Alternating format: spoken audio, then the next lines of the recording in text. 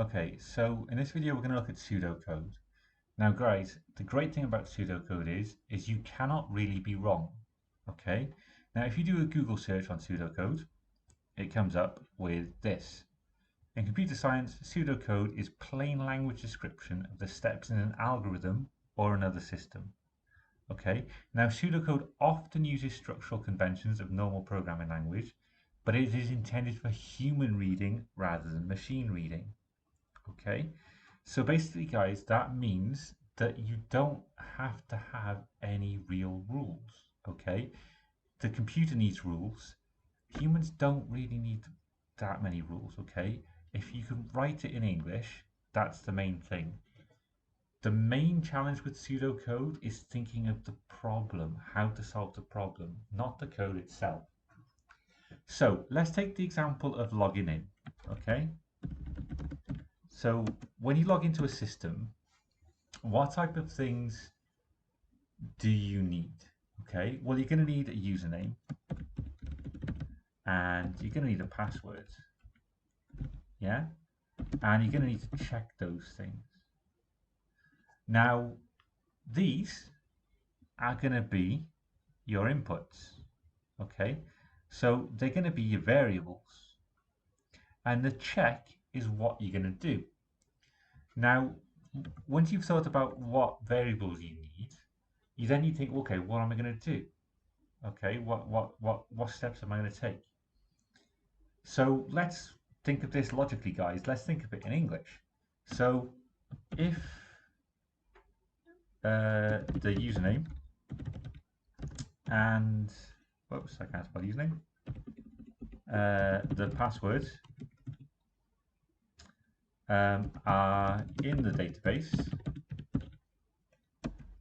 then check if the username and password are correct. If the username and password are correct, then go to homepage or logged in page. If they're not correct, go to the error page. Okay, so all I've done there is I've written out what happens in English. Now it doesn't look like code, okay, but it doesn't have to look like code. But it's very easy to make it look like code. So, like I said, the first problem is actually thinking of the steps that you need to do. But guys, I just typed it out, okay? And I typed out each thing on a different page. Now let's make it look a little bit like code, okay? Now we know if we're using if statements, we can indent. So this is the if statement, this is indented. We have an if statement, this is indented. This is an if statement, this is indented. Okay, so already it's starting to look more like code because we have indentation. The next thing we can do to make it look a bit more like code is just use a bit more code terminology. Now, you don't need to do this if you don't want to. I will accept this as pseudocode, okay? But if you want to make it look a little bit more like code, then how about we just say if username, so let's take out the the's, okay, because that's a very human thing that the computer doesn't need. So if username and password, let's just say equals present. Okay, straight away it looks more like code. Check if the username and password are correct. Okay, so the check is an if statement, right? So we can just get rid of check. We can just have another if statement. We can get rid of there again. So if username and password, let's put equals correct. Again, straight away it looks more like code. Same thing here, let's get rid of the there. So if username and password are correct, well, hang on a minute. We've already said that here. So let's get rid of that. We don't need it twice, right? But we can still have the then, because we have then as if statement. Let's indent that, because it's after this statement, after an if statement. If they're not correct, well, we could just say else. We don't need another if statement, because if they're correct, we do this, else go to the home page, go to the error page. So we wrote it out in English. Then all we did is we removed some of the human language, like the there's and the longer sentences to replace with equals, and we just indented. So we went from several sentences to slightly less lines of what looked like code. That's it, guys. That's all you need to do. And you don't need to go this far if you want to. Like I said, I would accept the first one. The difficulty is, though, is thinking through the problem. So let's think of another problem, shall we? Let's have the problem of displaying a list of products. So let's write our problem down. So display list of products from a search. Okay, so what are the steps we need to do from this? First of all, we need to get the search term, yeah? So get the search term. That's the first thing we need to do. Then what we need to do is we need to go to the database with a query to find those. So we need to select all that information from the database.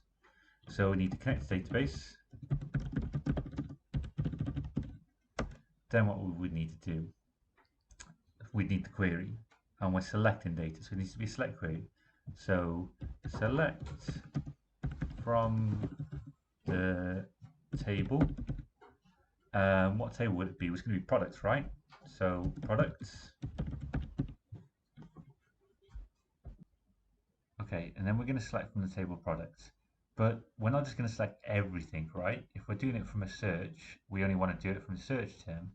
So we can say select from table products where product equals search term. And then once we've got it, we need to display it. But we're going to have probably more than one. Okay, if we're searching for something like women's clothes or jumpers, most websites will have more than one of that item. So we're probably going to have to loop through. Okay, so we're going to need to loop through the results,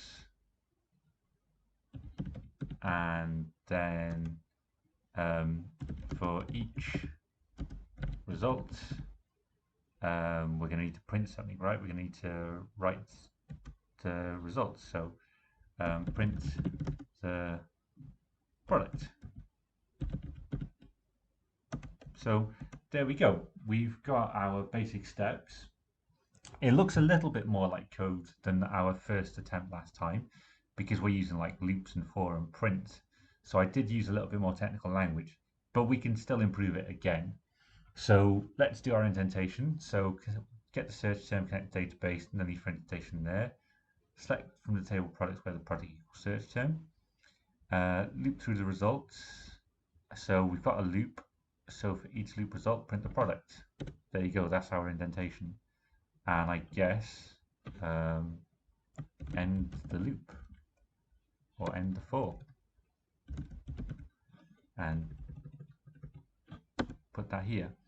So loop through the results for each result. Okay, that's pseudocode, guys. Okay, it doesn't need to be more complicated than that, but we can make it look a little bit more like code again. So if you remember from when we were doing PHP, you can do different get methods. We could say get the search term. We can actually make this a variable. So we can let's make it a variable as let's put it as one name. Connect the database equals search term. If you're good at SQL, guys, you could actually write out the SQL query here. Okay, so If you know the field you're going to be searching in, you can also do that here. Now you should know the field names because you should have already done your EID and table designs by now. Okay, but basically, guys, that's it. That's how you're going to get the list of products from your database. I would now understand as a programmer, as a backend developer, the logic that you want me to use from your system. Obviously, you could say get the search term. You could add a little bit more detail. You could say from the text box if you really wanted to.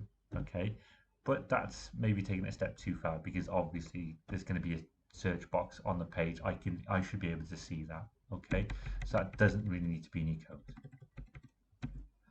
Basically, guys, that's how I would do it if I was you. Write it out in English and just make it look like a little bit more code afterwards. If you have any questions, you can ask.